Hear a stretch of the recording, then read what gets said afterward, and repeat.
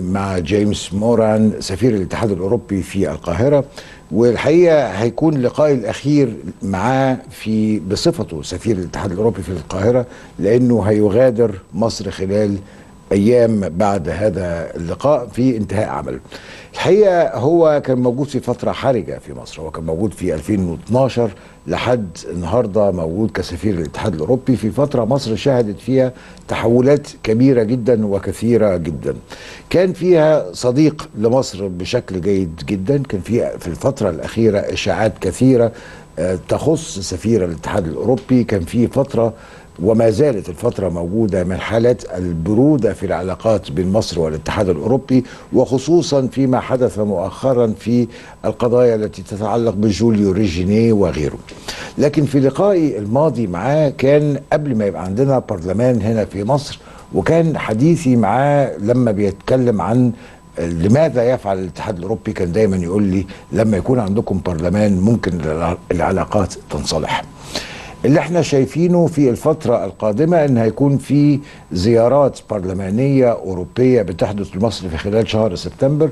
قد يكون جيمس موران غير متواجد في مصر وقتها، لكن الحالة العامة فيما يحدث في مصر في العلاقات المصرية الأوروبية، وأيضا ما يتعلق بالاتحاد الأوروبي، ونحن نتحدث عن بريطاني في الاتحاد الأوروبي يمثل الاتحاد الأوروبي في مصر في الوقت الذي قررت بريطانيا الخروج من الاتحاد الأوروبي، كلها تخلي لقائي مع جيمس موران لقاء الحقيقة مشوق إن شاء الله يحوز إعجابكم. I'm welcoming you and I'm feeling really sad that you're about to leave Cairo, Egypt.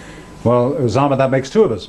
We're very sad to leave this country. It's been an extraordinary time. So, as you're leaving, and you've been here since 2012, right? Is that right? That's right. You started 2012. So much water has gone under the bridges, as they say.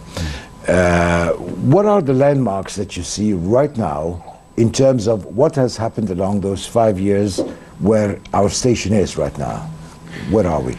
It's a very long railway line that you're speaking about, and it's been covered in a very short period of time, historically. When we think back over the last 4.5 years since we arrived in early 2012, sometimes it's all a blur. So much has happened during this period. And it's been tough. It's been tough for this country, for its people. The region's also suffered. And of course, in Europe too, we've had our problems. But here in Egypt, I think it has been an historic time. Where are we today? Difficult to say, but I think we're not in particularly bad place. And there's a lot that has been learned, I think, over the last 4 or 5 years. After the revolution of January 2011 and the experience that you have passed through, which I am sure is going to be with the people of this country for generations to come. I'm equally sure that it will not necessarily be a bad thing. I think there are many good things about it. I think also you've learned, if I may say so, some lessons, and we in Europe have also learned some lessons about the real nature of some of the political forces at work in this part of the world. Which is, again, a good thing. It's always good to learn, especially when it is something which involves all of the people. I think that has been good. I think you have tremendous challenges ahead. There's no question about that. But I'm optimistic about the future of the country. I think there really is reason to believe that Egypt will prevail in all of this, and it must. It absolutely must, because the region, and I'm not just talking about the Arab part of the region, I'm talking about the European part of the region as well, is going to depend very much on the success of this country. I believe in the success of this country. Okay, I kept quiet until you finished your sentence, as you may have noticed. Didn't try to interrupt, because it's just like when you get some water out of a tap, you wait for the last drop to make sure that this is it. So right after that last drop of water, you spoke about the 2011 revolution with no mention of the 2013 revolution, or you still do not consider it a revolution? Well, again, we get into this business of calling things by whatever name. I mean, you didn't call them by any name, you just didn't mention we it. we never took the position, and personally, now I speak personally, okay. We never called this a coup in Europe, and that was right, because it was not a classic coup. What it was a popular uprising against a government, an administration at that time, which was failing very badly the people of the country. Millions came out, we know it. And it was an uprising. But you know, you can call it what you will. We certainly never refer to it in that sense. But it goes back to what I said earlier. It reflects part of the learning process that this country has been through. And the country's been through that learning process on behalf of itself, but also, I think, of the region and the wider world. You have, for the very first time in modern history, political Islam in power, in civilian power, for a full year, and even before, of course, with the parliamentary elections that took place in early 2012. Many things happened during that period, but they were put to the test by that, and they were found wanting. And they were found wanting. And the way in which it was changed from the bottom up, I'm sure of this, by the people. It was a complex change that came, but I think it was a good thing in the sense that there are no more illusions, there are no more innocent parties, as it were, in the political framework of the country. That being said, the political framework of the country is what it is. You still have many people who want to go in the direction of a religious dispensation for the country. And probably you're going to have that for a long time to come, given the nature of the society. The challenge at the moment, I think, is how can you sort of put it all back into the bottle and create one country. But I think you can, because, as I said, I believe in the success, and one of the reasons for it is this extraordinary feeling that everybody here has, including, by the way, most of the people that profess to be Islamists, which makes them different, I think, from Islamists elsewhere, this extraordinary identification that you have with the country of Egypt. I think it was it Pope Shenouda who said Egypt is not a country that we live in. A place we live in, but a place that exactly. He put it very well. He put it very well. So there's something much more than political parties and movements here and in play. And it's unique. There is no other country in this part of the world which I think can be in this position. It's an enormous strength, which if used constructively and properly can really tide the country over going forward. I'm convinced of that. I don't want to waste much of your time and of our audience time, but I hope that you would give me some time before you travel to teach me some things like the difference between a revolution and a popular uprising, because, you know, these to me are just terms that I do not seem to understand. Why is this called a revolution and why that is called a popular uprising? But you will teach me that, will you? I'm not sure I'm capable of teaching you as I'm or anybody else. You made the distinction. I mean, you made the distinction. This is a revolution, this is a popular uprising, it's not a coup. So there must be political terminology or diplomatic terminology that I do not really understand. Well, as I say, I think let's leave it there as to what we call it. There's no doubt at all in my mind, and I think everybody else would agree, that in 2011 you had something very fundamental change here. Very fundamental. Something new, which did not necessarily produce what it aspired to, but this was rather special. Right. Okay. Let me go back to before 2012, because you were in Libya right before coming to Cairo, and Libya right now is posing a threat to the entire region, and perhaps to, if I say the region, that would include big parts of Europe. So how do you see the situation revealing itself in Libya? Is it promising by any chance, or is it just owning a catastrophe that is about to happen?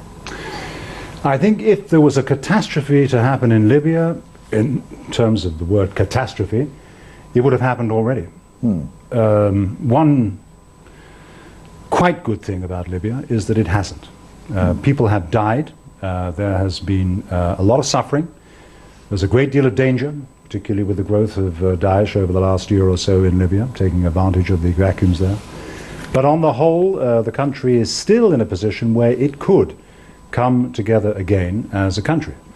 And I think there you have the government of national accord, back in Tripoli now, trying to do this, trying to work with everyone, including the international community, with all of the tribes, with all the different factors in Libya, and not least, of course, with Egypt as well, to try to get the country put back together again. They're not there yet, but I think there is a chance that they can do it. They have also potentially the resources to do it. Libya is in a different position from some other countries in crisis in the region for that purpose. I mean, Certainly it can't be compared, none of these conflicts should be compared directly because they're very different. Yemen is another story. Syria is incredibly complicated and should not be compared with this either. The Libyans do have it within themselves, I'm convinced of it, to put it back together again. But they can't do it alone. It will take all of us working together on the same track to do that. One big danger, and here I think it's important, I understand Egyptian worries about Libya. You've got a 1,400 kilometer border with this country. Whatever happens on that border can be very dangerous for what happens in Egypt. And it's perfectly comprehensible that people here should be worried about Libya.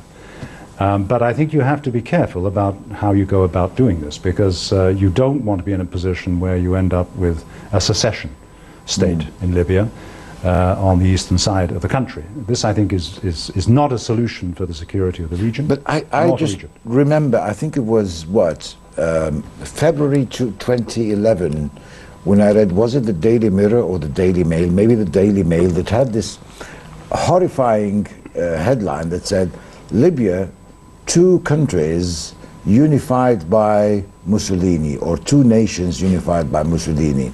And the idea at the time, and it was before the uprising that happened in Libya, or while the uprising was taking place, it was just suggesting that these are two states that were not unified by the Europeans, but were unified by the dictator, which means that it should go back into being two states. Is this what Europe wants? No, definitely not. Europe wants, and I think the wider world It's only wants. the UK that wants that. I don't think the UK wants it either. No, nobody wants it, as far as I know. We want to see a unified or reunified Libyan polity in that territory. To have anything else is a recipe for an endless civil war. Haven't we got enough civil wars going on in this part of the world? Do we want more? Certainly not. Nobody does. We want stability. We all want stability. Secessionism, carving the country up into 2 or 3 different states. Don't forget, they were never states, they were regions. Cyrenaica, Tripolitana, the south were never really states as we've come to know them. You're going back here before Mussolini, way back to the 19th century. But let's not get into Libyan history. We haven't got the time. But what we need is stability. You won't have it by supporting one faction or the other. You'll only get it through helping to reunify the country. Because we've seen the example in the Sudan. I mean, people were talking, okay, let's split the Sudan into 2, and that would end civil war.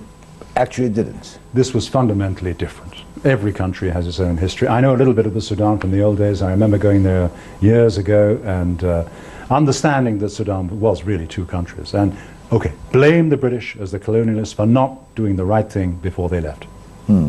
They should have partitioned Sudan before they left. They I don't have a problem blaming the British, so don't worry. Okay. Okay. British, yeah, my countrymen have a history here as well, but not on this score. But no, it was different. It was different. But again, going back to the Libya issue, why is it that I can't see a proper cooperation on the part of the EU, which is a neighbor to Libya, and Egypt, which is another neighbor to Libya? We've got 1,400 kilometers, and you've got only a swimming pool that separates Libya from Europe. And the dangers, maybe illegal immigration is just one, but the immigration or the movement of terror, and we don't know what kind of weaponry will be developed in the near future that may affect the lives of Europeans. So how come the EU and Egypt do not see eye to eye? I'm not sure that's true. I think we do, to a large extent, see eye to eye. Egypt's on the United Nations Security Council. It's playing its role there as a member of the 15-strong council now for the next couple of years.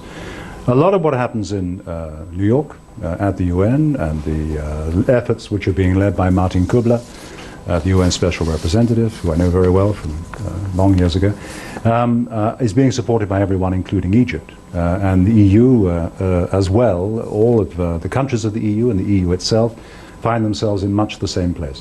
The difference for Egypt is that it's right up front and center for you here. There are understandable worries about the stability of your western provinces, given what happens on the Libyan border. So, as I said, I understand the special worries that Egypt has.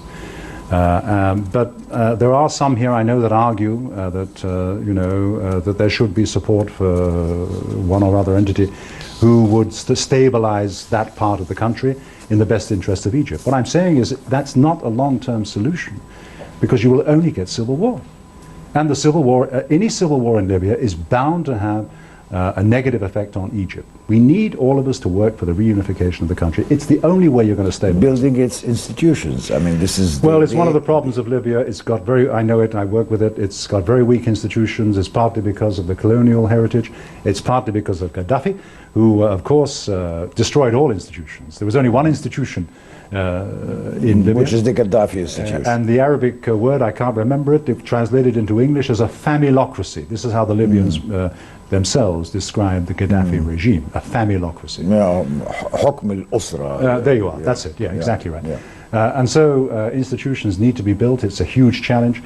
And we need to cooperate more on migration. I mean, we're trying to do this at the moment with Egypt. Now, there is a growing problem of illegal migration coming out of Egypt. You know, the numbers have been rising in the last few months. They're nothing compared to what comes out of Libya, but we're now looking at 5 digits, 10,000 plus, of illegal migrants coming out of Egypt. The Egyptian authorities are trying hard to control it. They're having some success, but the pressure is strong.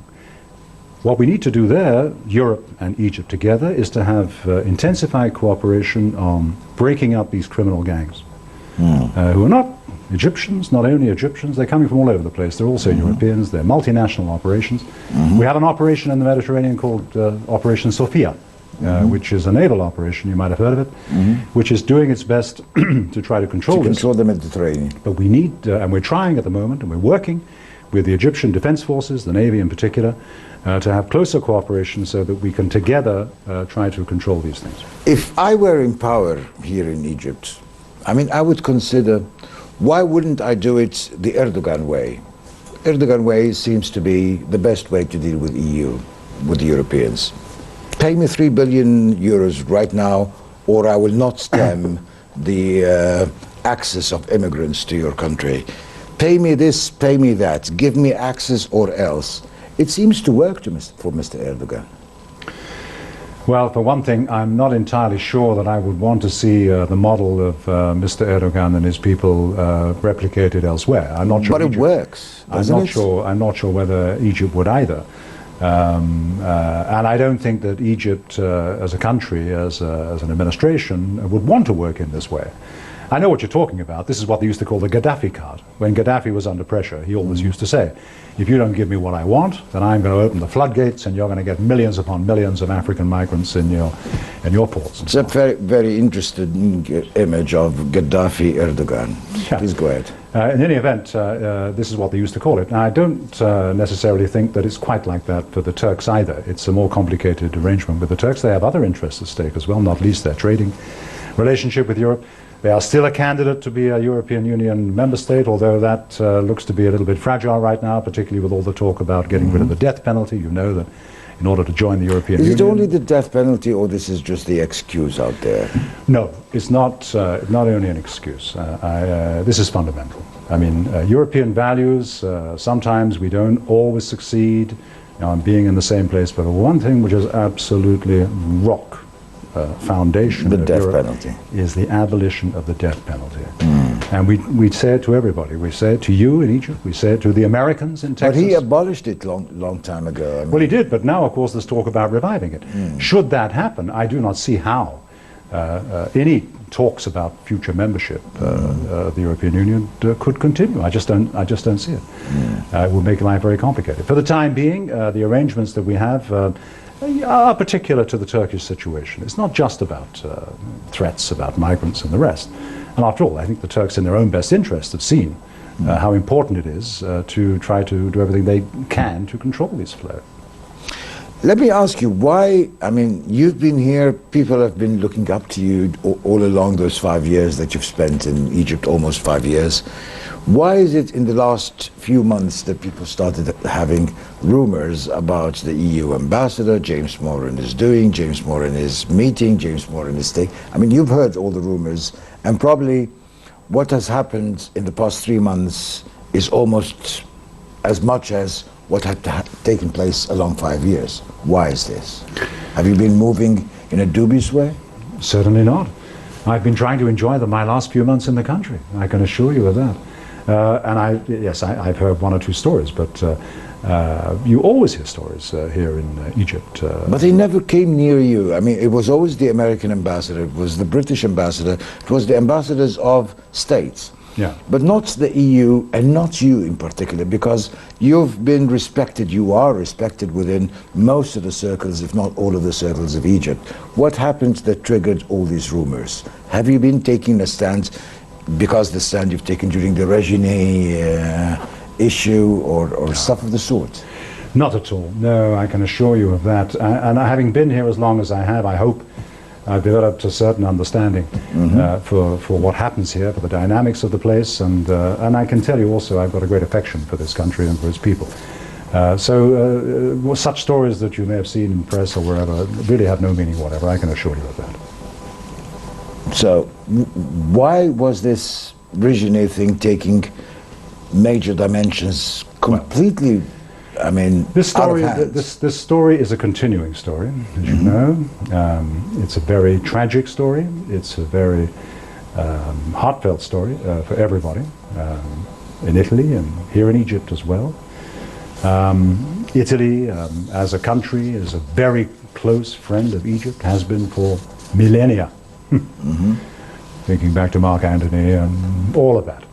So it's also the... Well, if you want to call that friendship, then okay.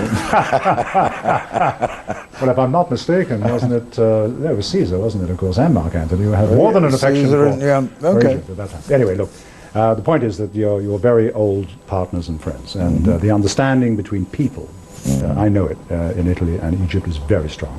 Very strong bonds there.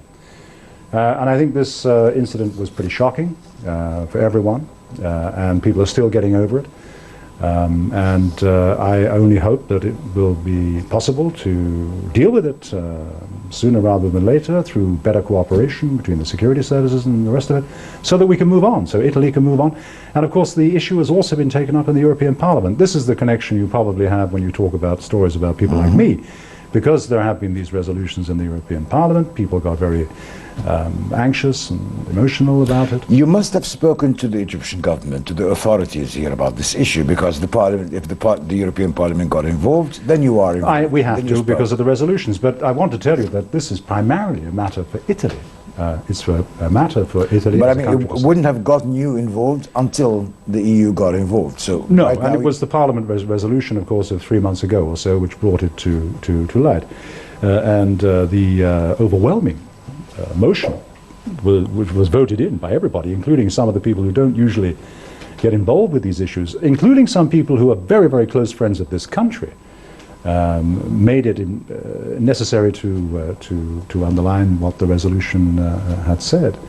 But I think what we need to do now, and all of us, the Italians, bilaterally, Egypt, and we in Europe more broadly, we really do have to work hard now on finding a way forward to get over this and to increase the cooperation between the police, the security services, everybody else that is involved in it, so that we can find a solution quickly. I don't pretend I know what that solution is, but there are many, many, many other things in play here. But the EU is being more royal than the king. I mean, they're becoming more hardcore, hardlined than even the Italians in terms of the parliamentary resolutions. And looks like it's not Italy that's pushing the EU to do so. It looks like there's somebody within the EU that is pushing things into Italy. I mean, that seems to me to be the case. I don't think so, Ossama. I really don't think so. I've been in Brussels recently, and I've been talking to parliamentarians and others. This reflects a feeling of great shock in Italy itself. Had it happened in some other country, to an Italian national, some other country that isn't as close as this one, as it is to Italy, then it might have been different. But there is this extremely strong bond between the two countries, and when something like that happens to one of its citizens, it's bound to create this shock. And it takes time to get over that shock. But that being said, as I want to repeat, we have many, many other things we need to move on with. And the sooner we can get a solution to this, the better. Like what? Like the security and the stability of the Mediterranean region. We need better cooperation between us on this, and we're trying to do it. We carry on, we do it, and so on. We need to get involved more on development If this country is going to succeed, we need to do more, all of us, together with Egypt, to move the country on. Because without that, you won't have this longer-term security that we all look for. And let's face it, these days, nowhere's safe. Paris, Brussels, Nice. Not to mention, and here, northern Sinai. Luckily, we see less of it west of the canal, but here in Egypt too, you're suffering. Let me try and remember things we said during our last interview. We were talking about, the European Parliament, and I had many questions, and you said, Ossama, when you have a parliament of your own, things will be completely different. Now we do, and things are not different at all. Why? I think what I said was that when the parliament is elected here in Egypt, it will have an opportunity to move on. And I think we do have that opportunity. Firstly, the parliament's only been sitting for 2 or 3 months. Even now, we're not quite sure. And I don't think Egyptians are yet sure as to what the direction of travel of the parliament will be. One thing I know, and is fundamental, is that parliament is there, amongst other things, to make sure that the constitution that you voted in overwhelmingly in 2014, that constitution is put into practice. I said then, and I say it now, it's probably the most positive thing that we've seen in this country for generations. This constitution, no constitution is perfect, but this one holds out enormous promise for the future of the country, for the prosperity, for freedom, and for proper governance of the country for the future. Now, Parliament is not yet started, hasn't had the time to get on with the work of putting that constitution into practice. Let's see what happens in the next year or two. No, but don't change it. Please don't change it. Yeah, I don't think that I'm one of the people who are... Some people say you should. Anyway. Well, I mean, you always have... I mean, you have people voting for being out of the EU in the UK. I mean, come on. And they were a majority. We'll get back to this. Yeah, we'll talk about that. But I mean, the Constitution and all this and upholding the Constitution seems to be like a very interesting topic, but does not seem to be like the core of what we spoke about. We spoke about parliamentarians talking to parliamentarians, Parliament talking to Parliament. If right now the EU Parliament will wait until the Egyptian Parliament upholds the Constitution, respects the Constitution, pushes forward the Constitution, it's only been there for 3 or 4 months and it has to wait. That didn't seem to me like the kind of thing, because out of the interview I came here, I just went and I met every single official. Get us the parliament. James Mوران says, we want a parliament, it will solve our problems. Well, I mean, we've already made a visit. There was one European parliamentary visit coming here. Some Egyptian parliamentarians have been going to Brussels. There'll be another mission now. During the time of the vacation of the European Parliament. I believe that 1 or 2 have gone across. You've had also, you've got a new mission coming in 2 or 3 weeks' time. I hope you'll be able to talk to them if you have the opportunity. Coming in, a dozen or so parliamentarians will come. They will see the Speaker. I hope they will also see the President and the government here to get a proper impression of what is happening in Egypt. This is good. Parliamentary dialogue is good. And I'm sure this is going to have a positive effect. There's no question about that in my mind. But it doesn't happen overnight. I mean, it takes a little time. And the Parliament here itself is still settling in. It's still settling down. You can see from the debates that they're having, understandably, sometimes it's not yet evident as to the direction of travel in that Parliament. One other thing in our past interview that was related to Parliament also was a €5 billion aid package to Egypt that was waiting for the Parliament to sit in.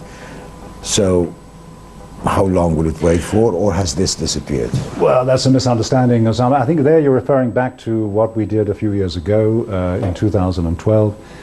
We had a €5.5 billion pledge at that time, and on which we have delivered a great deal. We have, for example, talking about this, about assistance, since that time, we have over €3.4 billion in grants, well over $1 billion in grants, not loans, grants. The rest in concessional loans that have come into the country for various types of investments. So we've been working on that package throughout. So it was waiting for the Parliament? Not waiting for the Parliament, no. I think more interestingly now, what you have is the negotiations that have been going on with the International Monetary Fund. Now, whether or not that will pass through the Parliament eventually when you make the final agreement is to be seen. But if it does, I'm sure that is going to be helpful in terms of generating new resources from all your friends, including in Europe, for the future. All right. You've been critical of the latest measures, let me say, taken by the government in terms of trade in order to stop the import of certain products and so on. Tell me where your criticism is, where it stands, because whatever I read is normally not as accurate as what the person says. So what did you say? These things can be a bit technical. Let me try to summarize very quickly the problem.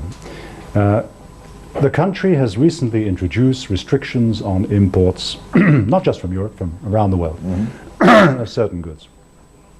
The reason for doing it appears to be to avoid counterfeit goods coming into the country. In addition, perhaps to save foreign exchange, given the crisis that you have at the moment in foreign exchange. We believe that this is counterproductive. In fact, you will be doing the opposite by having these restrictions. Why? Because by restricting imports, you very often stop exporters getting the materials they need to make the goods to sell in the European market or elsewhere. And number two, you create uncertainty for investors because people don't quite know where they stand, particularly in the way in which these restrictions are being implemented. They're not transparent.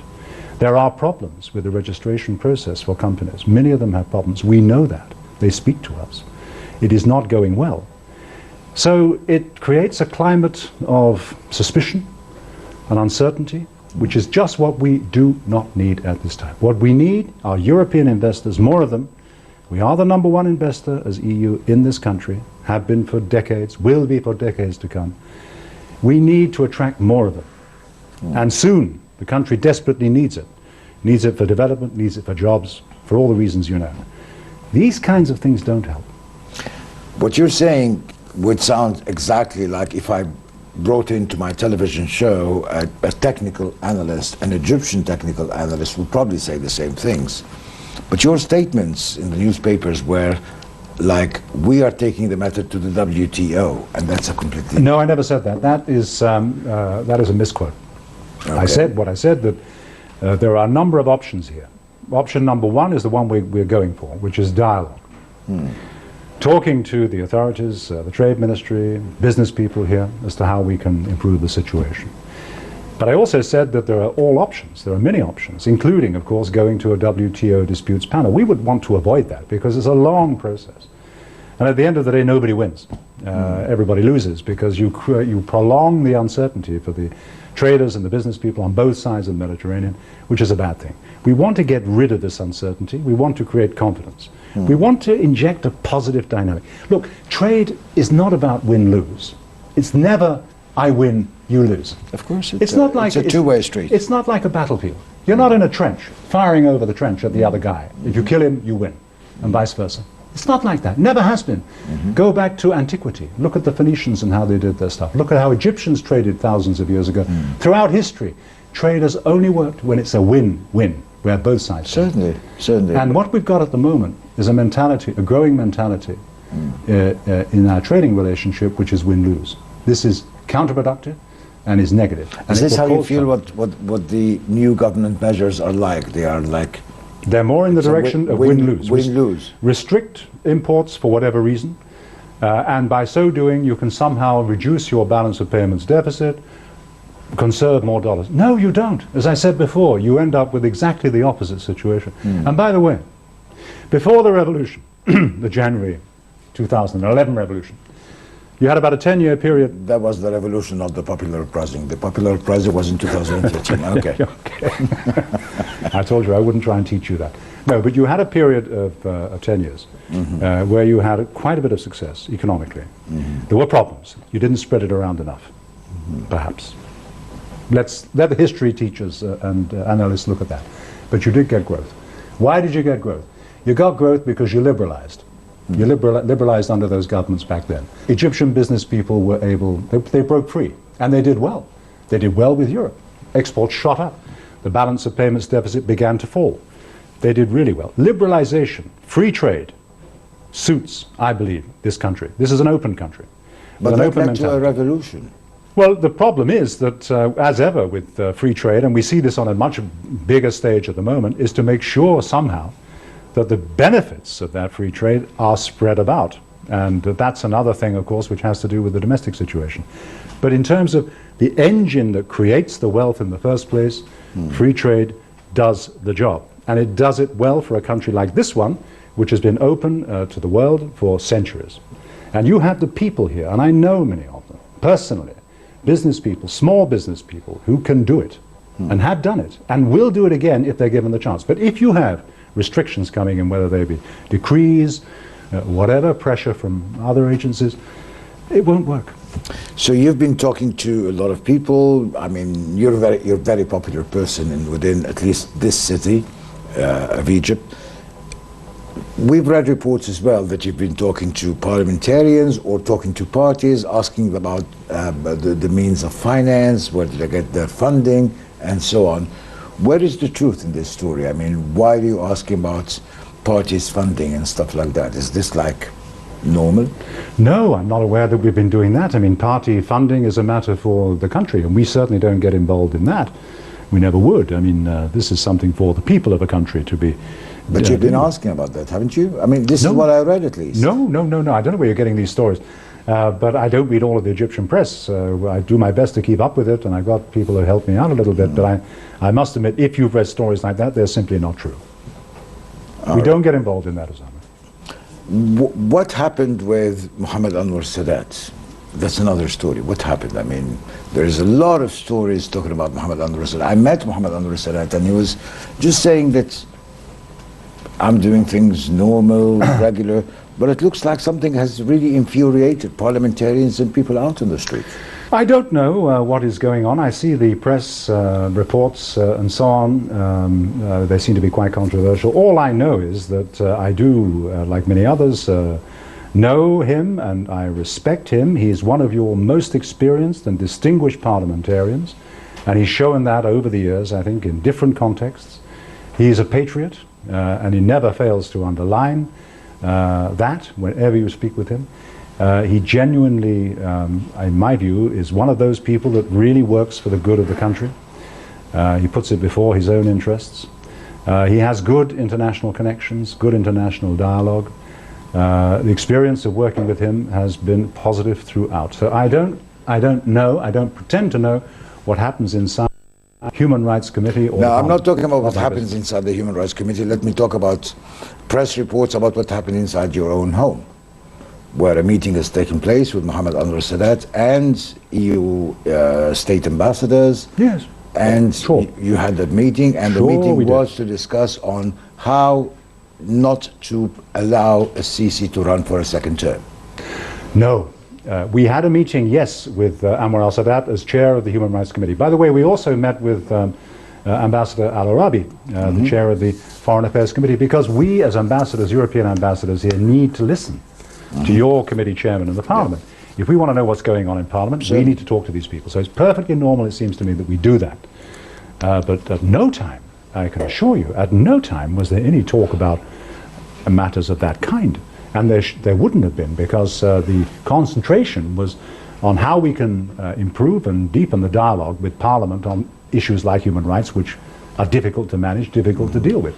And this dominated the discussion, as I recall, on that occasion. So it was never part of the non-dominant topics? Never, Ossama. Nothing to do with it. Nothing at all to do with it. It was a discussion about the specific subject with which he is concerned in Parliament, which is human rights. And believe you me, when you start talking about human rights in this country, and many others as well, you can carry on talking for weeks or months about it and still not reach a conclusion. And we had an extremely good hour, but purely on that subject, nothing to do with anything else, and there's no reason why we should have done. Okay. All right, I mean, this is our last interview in your capacity as ambassador in Cairo. I mean, there will be, I hope that you would allow me for more interviews in your new capacities in the future, including EU and non-EU as well. Let me talk EU and the UK in terms of Brexit, and how you see that this is really going to change the map of the Europe-Middle East region. Well, it's a big debate, of course, that is going on. I've just returned from Britain. You know, I'm British myself, so at this point, I think I cut myself in two to some extent. And I tell you, of course, that you can imagine, having spent 35 years in the service of the European ideal and idea, it was very sad for me and for people like me to see that the British people have voted the way they did. But they voted the way that they did. As Mrs. May, the new Prime Minister, says, Brexit is Brexit. The question is, what does Brexit mean? The word is not in the English dictionary. I don't think it's in the Arabic dictionary. It's in no dictionary. It's in no dictionary. So in fact, now we have to see what it really means. And we don't know. Nobody knows. Because the negotiations have yet to begin. And they will not begin, according to her, until much later this year or perhaps early next year. And it will be a long negotiation. It will be a complicated negotiation because, quite frankly, a lot of things were said during the election campaign which were simply not true.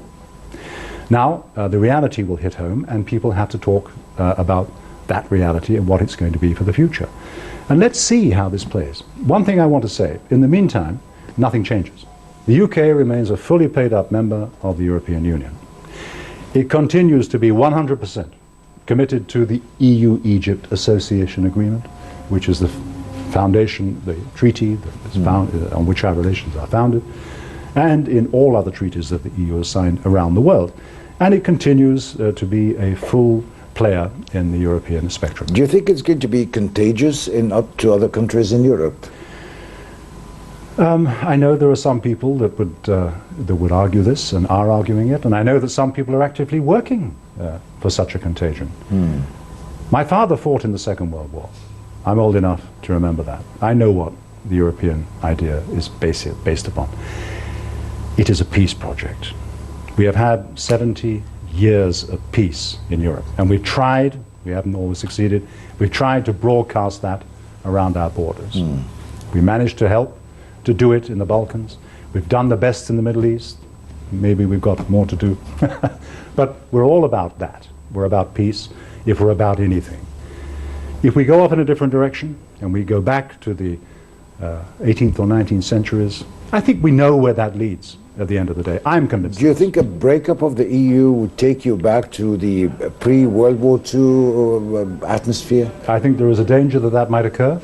And we are fond of saying in Europe that the European Union, together with other things like NATO alliance, made war unthinkable in Europe. So long as the European Union is in place, war in Europe is unthinkable. Take it away, anything's possible. And that applies to NATO as well. NATO without the European Union may be able to continue in some way, shape or form, but it would not be the same. The two operate together. And are symbiotic in terms of what the two institutions do. But we depend on these institutions, above all on the European Union, for peace and prosperity. Without it, you mentioned the word catastrophe. Without it, that would be a catastrophe. And also a catastrophe that would affect you in this region. Certainly. I mean, this is why I said Europe, Middle East region, because I would think of them more or less like in becoming or are or maybe or could be looked upon as one region, because they're so interconnected that you can't really think that what is happening in Syria does not affecting what is happening in Paris, and what is happening in the UK does not affect what is happening in Cairo. Sure. And on that one, going back to the UK, whatever the result of the negotiation on the Brexit, I can't imagine that the UK would have a fundamentally different view of events in the Middle East and how all Europeans should be contributing to peaceful solutions. I can't imagine any significant change. Britain wants the same thing as the rest of Europe in this part of the world. And whatever the result of Brexit, I'm sure that there will be very close cooperation between Britain and the rest of Europe on whatever the policies are here in the region. If things go in that same direction, do you think all British nationalists working in the EU would lose their jobs? Well, I mean, who knows? For the time being, this again is unclear. It will depend on Brexit. For the time being, all British nationals who are in the European Union institutions continue to work within them. But again, we don't know for the long term. We're in a situation which is unknowable for 2 or 3 years to come. Where are you going to after Cairo? Well, I go back to Brussels, and I will spend a little time there, back at the EU headquarters, and maybe write some memoirs. I think anybody who's spent time in Egypt these last 4 or 5 years and has a pen in their hand probably has a duty to write something. I would like to do that along with 1,000 other people who have been involved here. It has been an amazing experience. It's been a privilege, actually, Ossama, a real privilege to be here at this time. It is a little bit like, they talk about life being bricks in the wall. Well, there's an enormous brick in my wall right there in the middle of it, which is labeled misery. And it will always be there. And as I said before, the warmth and the hospitality and the fun of the people here in Egypt is something we will always remember. You've had a rich experience in Asia, in the Bahamas, in the Middle East, and in Jordan, in Egypt, in Libya, and I think you've built quite a rich heritage for yourself, and you've built quite a reputation among Egyptians as being a good friend that we will definitely miss unless you make sure that every now and then you'd stop by for not a short but a longish visit to Egypt. Well, you can count on it. We will certainly spend time in the future coming back to this great country. I still haven't seen all of it, for one thing, because we get so busy here in Cairo. For example, Abu Simbel, I have not made it down there. I got to Siwa and a few other places, but many places still to see, and many good friends, many really close, good friends. And I know that we will have those friends for the rest of our lives, and we will be back.